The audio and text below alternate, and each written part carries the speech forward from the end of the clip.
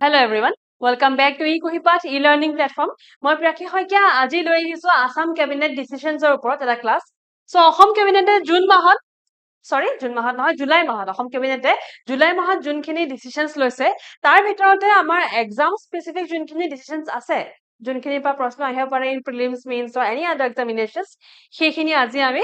Discuss কৰিম। So mostly prelims ওৰিয়েন্টেড হয় ক্লাছটো but certain topics are আমি mains ৰ লগত connect কৰি পঢ়িব পাৰো so in those topics I'll definitely mention that mains ত কেনেকৈ connect কৰিব পাৰো ঠিক আছে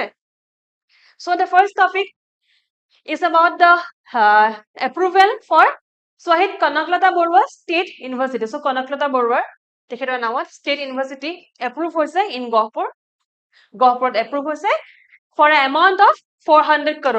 crore approval দিছে for the establishment of this university so mains ৰ কাৰণে কি ইম্পৰ্টেন্ট হ'ব গম পাইনে এই পাৰ্টটো মেইনছ আৰু প্ৰিলিমছ দুইটাৰ কাৰণে ইম্পৰ্টেন্ট ওভাৰঅল টপিকটো চাবলৈ গ'লে প্ৰিলিমছ পাৰ্সপেক্টিভ বা এনি আদাৰ ডিপাৰ্টমেন্টাল এক্সাম পাৰ্সপেক্টিভ হয় বাট যদি মেইনছৰ কাৰণে আপোনালোকে লিখে আপোনালোকে এই পাৰ্টটো অলপ মন দি পঢ়িব the university will offer cutting edge pedagogy in AI artificial intelligence quantum computing etc aligned with requirements of industry 5.0 so ইয়াৰ লগত align কৰি এই particular important এইটা offer কৰিব for education so আমি কেনেকৈ মেইনছৰ আনসাৰ কেনেকৈ লিংক কৰিম আমি industry academia mismatch কথা পঢ়িছা হয় নাই industry academia mismatch is one of the biggest challenges of education in India কাৰণ আমি যোনটো পঢ়ি যাওঁ আমাৰ যোনটো একাডেমিক্স হয় সেই একাডেমিক্সটো ইন্ডাস্ট্ৰি প্ৰপাৰলি ইউজ নহয় যোনটো পঢ়ি গলো সেইটো গৈ পাছলে ইউজ নহয় না ল students can relate to it very well so ল এক্সাম্পল তে দিছো আমি ল বহুতখিনি কনস্টিটিউশনাল আৰ্টিকলছ খিনি মুখস্থ কৰিব লগা হয় কেছেছবিলাক মুখস্থ কৰিব লগা হয় পাছতকে গৈ তাৰ যিমানখিনি পঢ়া হয় সেইখিনি কমপ্লিটলি প্ৰেক্টিকেলি ইউজ নহয় প্ৰেক্টিকেল নলেজটো বা industry নলেজটো much different from what is studied in our academics so industry academia mismatch তাৰ কথা যদি কবলে হয় তেন্তে আমি কব পাৰো যে এই ইন্ডাস্ট্ৰি একাডেমিয়া মিসম্যাচৰ সমস্যাটোৰ কাৰণে এটো এটা ভাল পদক্ষেপ It's a good step towards limitations towards being limitation in the industry academia mismatch ঠিক আছে ইয়াত কব পাৰে then you can say about STEM factor কথা কব পাৰে STEM factor নহয় STEM sector কথা কব পাৰে so it is related to empowerment of women in the field of science medicine engineering etc right so tak loi kobo pare or you can say about upskilling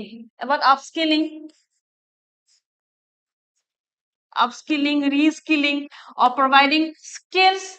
to our youth now niti ayoge bahut agote eta data release korisile je amar bharator manukhini well educated hoy but proper skilled nohoy like skills nai amar bharator manukhini সেই কারণে বহু জায়গাত হয়তো আমার এমপ্লয়মেন্টৰ সমস্যাটো মূৰ দাঙি ধৰি উঠে so from mains perspective আমি মনত ৰাখিম যে industry academia mismatch বা let's say upskilling বা STEM sector আমি এই particular point to as example use কৰিব পাৰিম very easily right coming to the next few points second to hoise cabinet has approved the Shraddhanjali scheme so this is a new scheme আৰু Shraddhanjali মানে কি হয় Shraddhanjali দিয়া মানে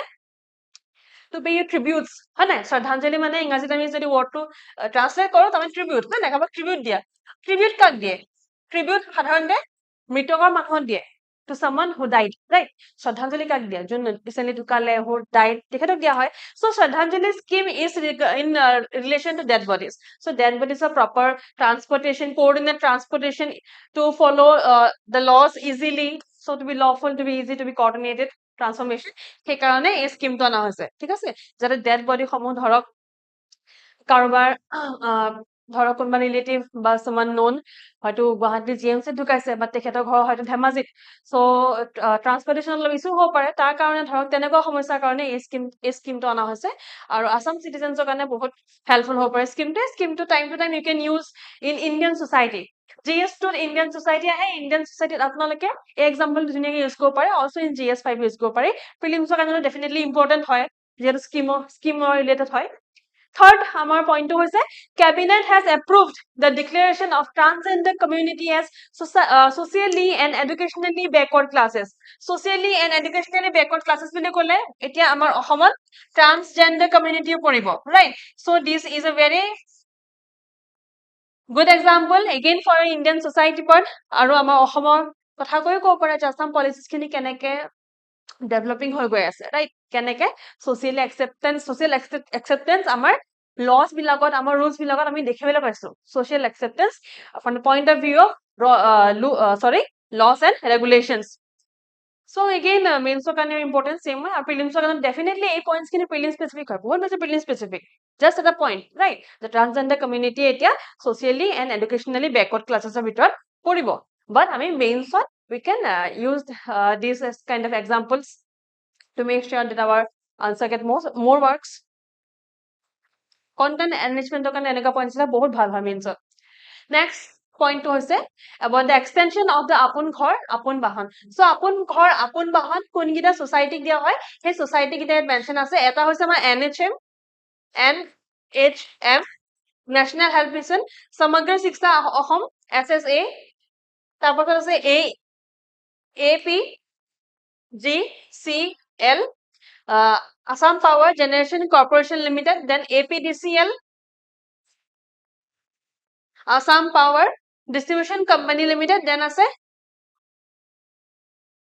AEGCL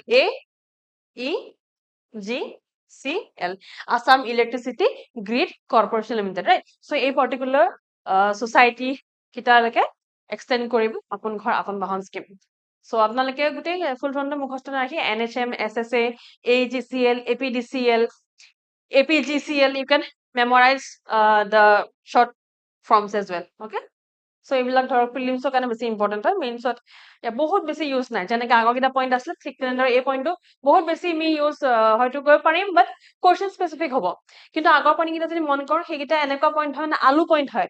যেনেকৈ আলু যিকোনো সাবজেক্ট যায় সেই পইণ্ট কিটা বহুত কোৱেশ্চন গুচি যাব যদি আপুনি ষ্ট্ৰেটেজিকেলি ইউজ কৰিব জানে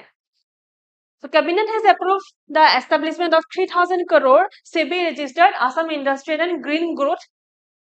Fund. Now, a point to Mohabu, prelims কাৰণে definitely important হয় because again মই যেনেকৈ কৈছো যে ডাইৰেক্ট এটা পইণ্ট হয় সব প্ৰিলিমছত আহি যাব পাৰে বাট মই ভাবো মেইনছৰ কাৰণে এইটো বহুত ইম্পৰ্টেণ্ট হয় কাৰণ আপোনালোকে যদি মন কৰিছে APSC বা যিকোনো এক্সামত আজিকালি এনভাইৰনমেণ্টেলি awareness হ'বলৈ বা যি কাৰণতে হওক এনভাইৰনমেণ্টেল কোৱেশ্চনছ বহুত আহে so environmental questions যিহেতু আহে we have to be prepared with this kind of points with this kind of content for our mains examination prelims কাৰণে 200% important হয় ঠিক তেনেদৰে মেইনছৰ কাৰণে important হয় you can use this in GS3 very easily GS3 both in environment and economy environment economy পাৰি GS5 পাৰি হয় না GS5 আমি পাৰো আমি ethics তো পাৰো আমি ethics আমাৰ GS4 আমি তাতো পাৰো যেতিয়া আমি কো পাৰো যে কেনেকে we can build কেনেকে আমি ধৰক ইনভেষ্টমেন্ট বা ইন্ডাষ্ট্ৰি পাব যাওঁতে কেনেকে আমি নিজৰ কমিউনিটিছৰ কেয়াৰ ৰাখিব পাৰো কেনেকে আমি আমাৰ নেচাৰৰ কেয়াৰ ৰাখিব পাৰো ৰাইট সো এনভাইৰনমেন্টত এথিক্সত এনভাইৰনমেন্টৰ অলপ ইম্পেক্ট দেখা পোৱা যায় ইন কোৱেশ্চনছ সো আপোনালোকে এই পইণ্টটো এই পাৰ্টিকুলাৰ সাবজেক্ট এটাক ভেৰি ইজিলি ইউজ কৰিব পাৰে সো পইণ্টটো ভালকে চাই লওঁ এতিয়া সো অসম চৰকাৰে এপ্ৰুভ কৰিছে ৩,০০০ কোটি এটা সেবি ৰেজিষ্টাৰ্ড এটা ফাণ্ডটোৰ নামটো হৈছে AIGG fund AIGG Assam industrial lady Gaga নহয় GG মানে Assam industrial green growth right so Assam Industrial and Green Growth Fund an alternative investment fund to mobilize so your motive by your objective ki hoise to mobilize long term capital for renewable energy number 1 for renewable energy number 2 for green infrastructure number 3 for priority startups number 4 for agrotech 5 tourism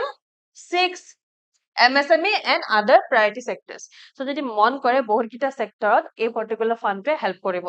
right আৰু গুটেই কিটা sector somehow or other they are related to GS3 পেপাৰত এই particular এক্সাম্পলটো বহুত ভালকে use কৰিলে আপোনালোকৰ content ভাল হ'ব ৰাইট সো আজি ক্লাছটো বহুত সময় আছিল আমি বহুত বেছি বিহে ডিসকাস কৰা নাই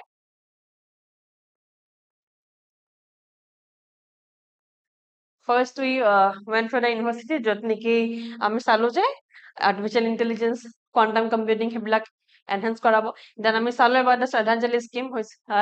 Name is itself enough to make us remember যে কি হয় scheme টো. Then social and educational backward class transgender কমিউনিটিক ইনক্লুড কৰোৱা হ'ল আফটাৰ ডেট আমাৰ আপোন ঘৰ আপোন বাহৰ স্কিমটো এক্সটেণ্ড কৰা হৈছে two this particular societies NHM SSA APGCL AGCL APDCL right আৰু সিফালে আমি চালো about the industrial and green growth corridor AIGG corridor ঠিক আছে AIGG corridor important হয় মাহৰ মেইনছত বহুত ইজিলি ইউজ কৰিব পাৰিব এনভাইৰনমেন্টক লৈ কোৱেশ্চন আহিব এটো ডেফিনেট হয় বিকজ পাৰ্টে হয় সিলেবাছৰ বাট এনভাইৰনমেন্টক লৈ বেছি কোৱেশ্চন আহে আজিকালি be it GS3 GS5 or GS4 so be prepared with this kind of contents also আমাৰ যোনটো প্ৰজ্ঞা mock test series আছে it's going on Pragya mock test series টো কাৰণে আপোনালোকে কন্টাক্ট কৰিব পাৰে in this given number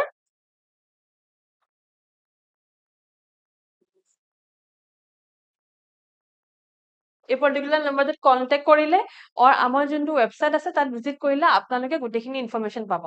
so ইয়াতে offline আৰু অনলাইনৰ প্ৰাইচেছ খিনি দিয়া আছে সেকশনাল টেষ্ট খিনি ইতিমধ্যে আমি আমাৰ কমপ্লিট হৈছে উইথ সিনপসিসও দিয়া হয়